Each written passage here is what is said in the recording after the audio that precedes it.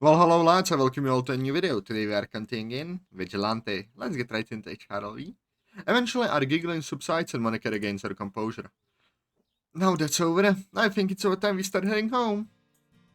I know we all have plenty of homework that needs to be done. We all groan in response, including Yuri, surprisingly. Also, the school festival is coming up soon, so we'll be discussing our plans for that tomorrow. Ah, the school festival. Anyway, I'll see you all then. Did you have to be so formal about all that? We're outside. That's true, but you're forgetting that this still was a club meeting. The only difference was the setting. Okay, fair point. We all grab our bags, realizing there's not much we'll have to pack since no one really took anything out and get ready to leave. Well, my house is this way, so I'll be. Wait! Natsuki abruptly cuts it off. Why did. Why was it in, in that way? That's strange. My house is that way too, so yeah. Natsuki looks off to the side, a slight blush appearing across her face. However, her shyness seems to give Yuri some courage as she flashes her a smile. I see. Would you like to walk home together then, Natsuki? Well, since you're asking, I guess I could indulge you. Yuri lets out a giggle as Natsuki leads the way. I'll see you all tomorrow. Bye, Yuri. Bye, Natsuki. Goodbye, you two. See ya. And with that, Yuri begins walking home, slowly catching up to Natsuki. Wait, if Yuri is walking home with Natsuki, and I'm walking home with Sayori, then that leaves Monika all alone. Maybe she could use some company. Well, I should probably get going too. This was really fun. We should have club meetings outside more often. Yeah, it was. I still would have preferred a nap. It was nice being able to assert my dominance through literature. Especially against you. I give her a cheeky grin. Oh, was it? Well, I hope you continue to feel that way after poem sharing tomorrow. On second thought, dominance is overrated. That was a good reminder that I need to write a poem tonight. And I need to drink. I threw my drink to the ground. No. Ah. Okay, let's hope my drink doesn't explode. That would be a nasty way to end the recording.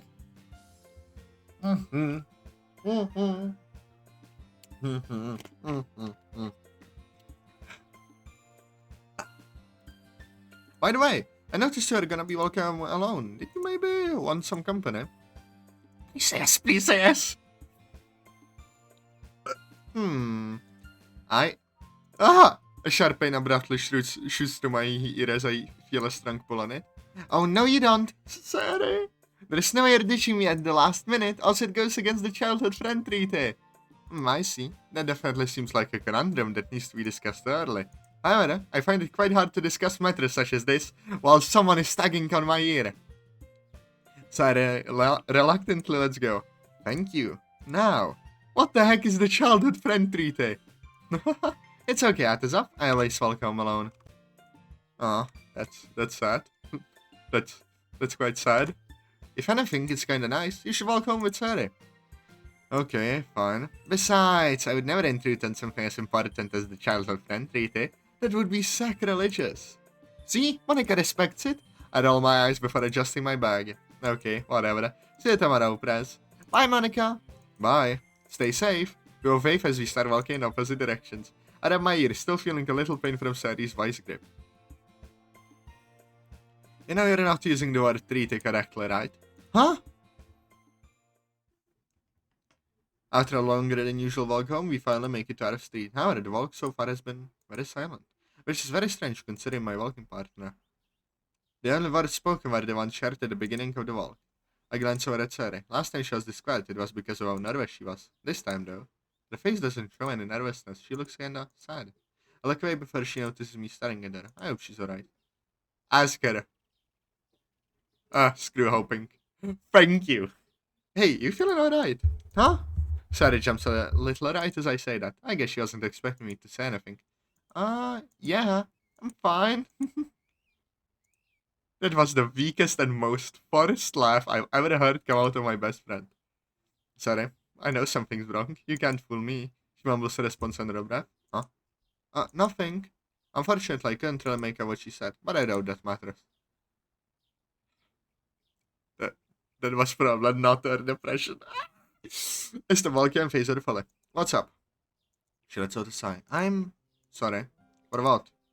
For stopping you from walking on with Monika. I know you guys have a thing going on, and I just want to spend more time with her. Her eyes trail off to the side. I was just being selfish. I I was not expecting this. I didn't think what happened earlier would have affected her this much. Hey, what are you saying right now? You're not being selfish. If anything, I was prioritizing my own needs over yours. I so busy wanting to walk home with Monica, I didn't even think about the fact that I'd be leaving you to walk home alone. Now that's selfish. I gently pat her on the head. I guess. Come on, Sayo. You're being too hard on yourself. I never once thought you were. Wait, did you just call me Sayo? Maybe. But you never call me that. It's gross coming from you. Huh? What do you mean? Save your pet nicknames for Monica, Romeo. What? I didn't. I let out a sigh. However, a small smile finds its way on my face. Glad to know you're feeling better. We continue walking for a bit until we make it to my house. Oh, guess we didn't have much steps left. Well, I'll see you tomorrow. Say, hold it. I turn around to face her. I have a question for you. I lean up against my daughter. Okay, let's hear it. If you had the choice between walking home with either me or Monica, who would you pick? The smile looks a bit uneasy now. Is this a trap or something? Like, is there a secret right answer to this question? Because I really don't know what to say. I might as well just answer honestly. Well, I'd probably walk home with you. Huh? Really? Well, yeah. I mean, we do live right next to each other. It's way more convenient to just walk home with you. I see. Besides, we've been walking home from school together since we were kids. I wouldn't just randomly stop something like that. It's a tradition at this point. I'd only walk with Monica if I told you about it beforehand. The uneasiness seems to fade from her smile. Is that all? Yeah. Thanks for answering, Atazoth. Hey, it's not. Sayori quickly embraces me, interrupting my sentence. Jesus, okay. Wow, the spelling mistakes galore. Like, damn. It happens. I'm not gonna be an asshole. I chuckled to myself before hugging her back. Silly girl. By the time I ran to let go, however, she strangely doesn't. She must have really needed this hug. After a couple more seconds, she eventually lets go, a huge smile plastered on her face. See you tomorrow! And with that, she skips off towards her house. I can even slightly hear her humming to herself as she gets further away. I wonder what that was all about. I'm sure it was nothing. Just probably just feeling really guilty. I open my front door and walk inside. Praying I have something edible in the fridge. Probably not. Evening. I make a quick dash out to a nearby alley. Monica told me to meet her by our usual spot. I begin to make my way there with a renewed vigor. Feels good to be out here running again, even if it was only a few days. And from all that napping, I'm feeling all fired up. Once I make it to a rooftop, I spot Monica waiting for me. I slow down to a walk as I slowly approach her from behind. I think it's time for the scarer to become the scary. It doesn't seem hard. I'll scare it tomorrow. I creep closer and closer to her. So far so good. Just a bit closer and...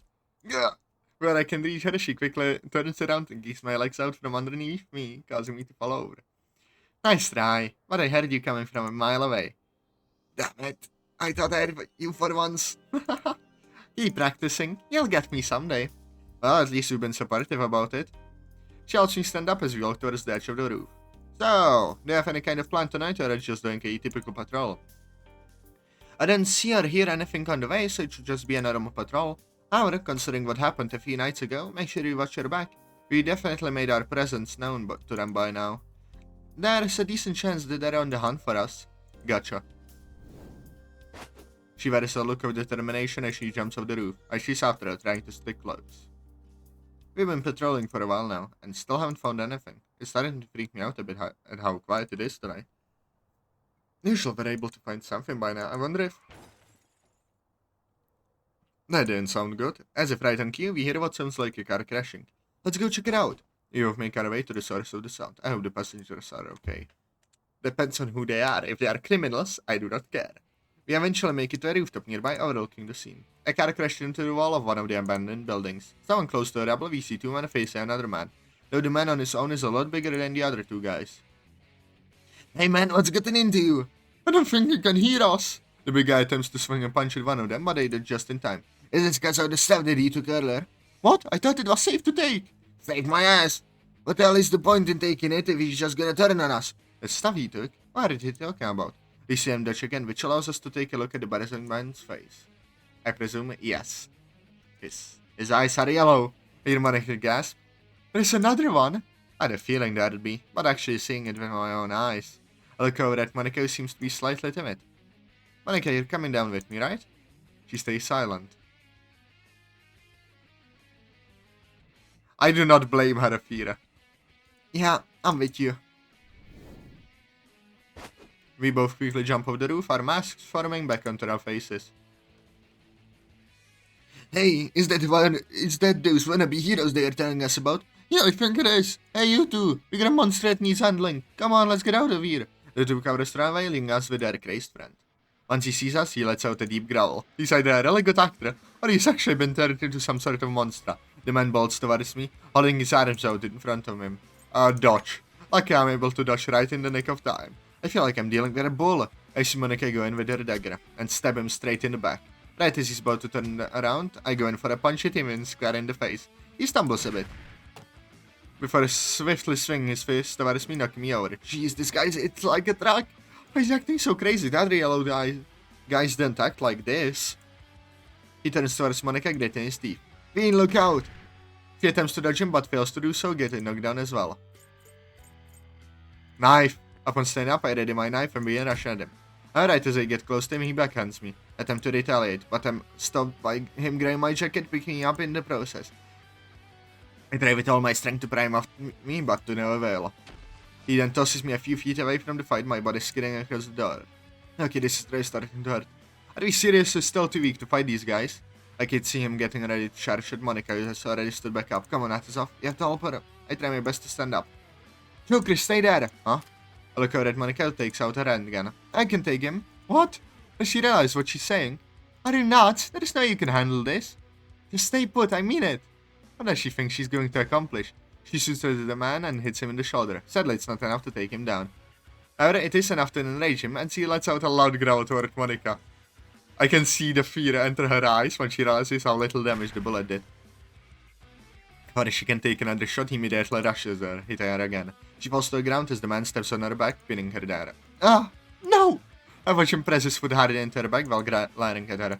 Take out her gun. I pull my gun out of my pocket and aim it at the yellow-eyed man's head. Come on. My hands are trembling as I hold the gun. You can do this. Just pull the trigger. Just... Ah! I see Monika cry out in pain as he steps harder into her back. If I don't do something, he's gonna kill her. I'm sorry, Atazoth, you must do it. Damn it! Damn it! Why can't I just shoot him? The man puts both his fists in the air, ready to shatter anything beneath him. I shoot my eyes towards Monika, seeing her pained expression. She mouths some words to me that I'm barely able to make out. Run. Monika! The man lets out a roar. He then lowers his fist towards... No!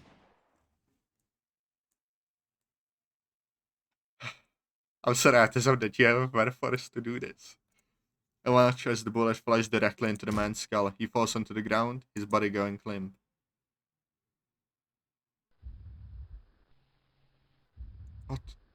What have I done? I fall to my knees, dropping my gun in the process. I'm a murderer. I'm a monster. Joker! I hear Monika rushing over to me. Joker! Are you okay? I can feel her looking at me. However, my eyes don't meet her gaze. I just continue staring at the ground. Joker? I killed him. I hear Monika let out a sigh. She suddenly grabs my arm, drapes it over her neck, helping me to my feet. What are you doing? Taking you home. Just relax, okay? Everything will be alright.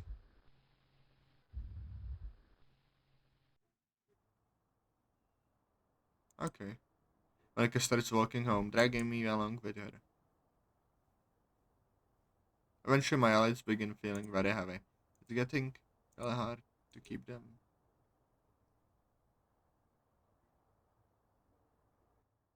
Damn. My man fell asleep. I presume POV change? No.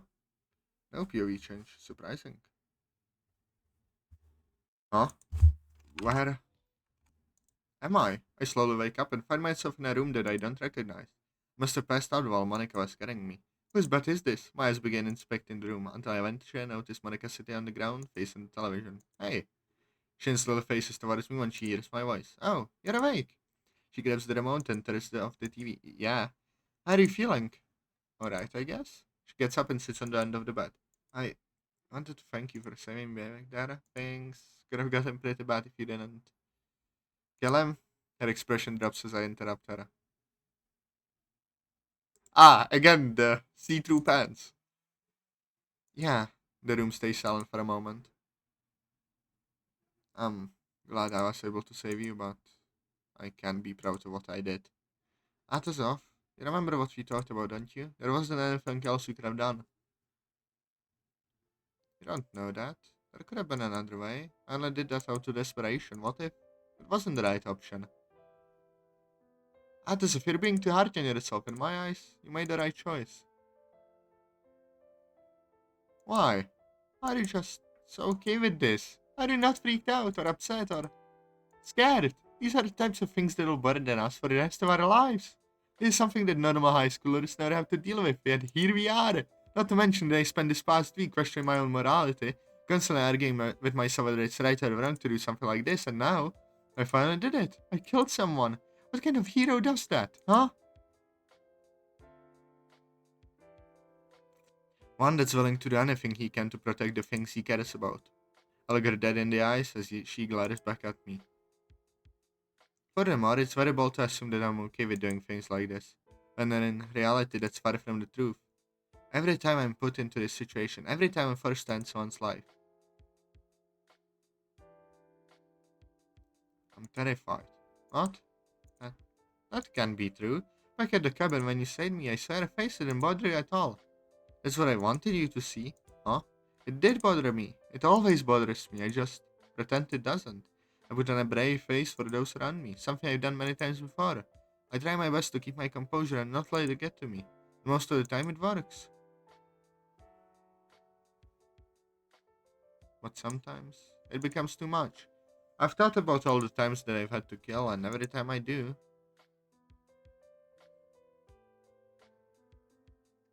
I feel like I'm going to snap. It feels like I'm some sort of animal, or one of those yellow-eyed freaks. Monika stops to wipe her tears.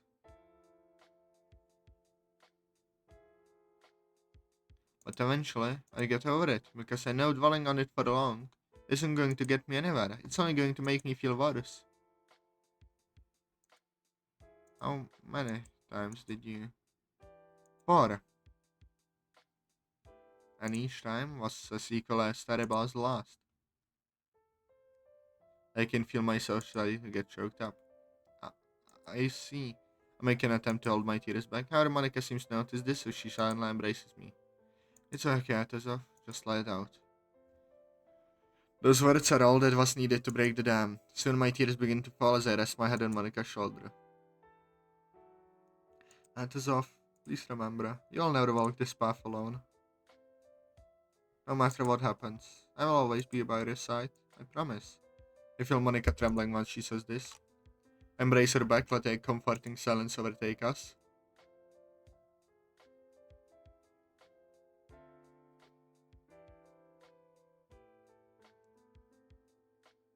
Eventually, we break away from each other with Monika wiping away her remaining tears. Well, it's getting kinda late, huh? Do you think you're okay enough to sleep? Wait, I'm sleeping here? Like, in your house? Yeah. There's no way I'm letting you go home tonight after what happened. Alright, fair point. A small smile forms across her face. To answer the question though, yeah, this should work. Although it's gonna take some getting used to. Sleeping in a girl's bed and all. When I get giggles before standing up to stretch. I'll be sleeping on the couch in the living room. So just text me if you need anything, okay? Wait, are you sure about this? I don't mind sleeping on the couch. Yes, it's fine. You're a guest after all, and my parents taught me to always treat our guests with the utmost respect. I see. My mom only told me how to leave the toilet seat up when we had guests. My dad still forgot every time. Anyway, I'm not that tired yet, so I was just gonna watch some more TV. Well, if you say so. She wants to leave the room as I start moving around in the bed. Man, I'm lucky I put on sweatpants before the patrol, or else I'd be really uncomfortable right now. Thank you, after school nap. Good night, Atazoth. Sweet dreams. Night. I hear the click of the door shut as I slowly close my eyes. Well, sleeping usually means overseer time. I presume I'm correct again. Yeah, this isn't working. After about a few minutes of trying to sleep, eventually I give up and open my eyes. Seems that despite feeling tired, I can manage to sleep. What the hell do I do now? If I was home, I'd catch up on some anime. Maybe I should just go out there with Monika and watch TV. That'll probably do the trick. Who knows, maybe the guilt of taking a bath is the reason I can't sleep. I get up and open the door, step out into the living room. Well, as such as does that, we shall end the episode. I hope you all enjoyed the episode. Press like, comment, subscribe, join the Discord, and I'll see you all later. Bye bye!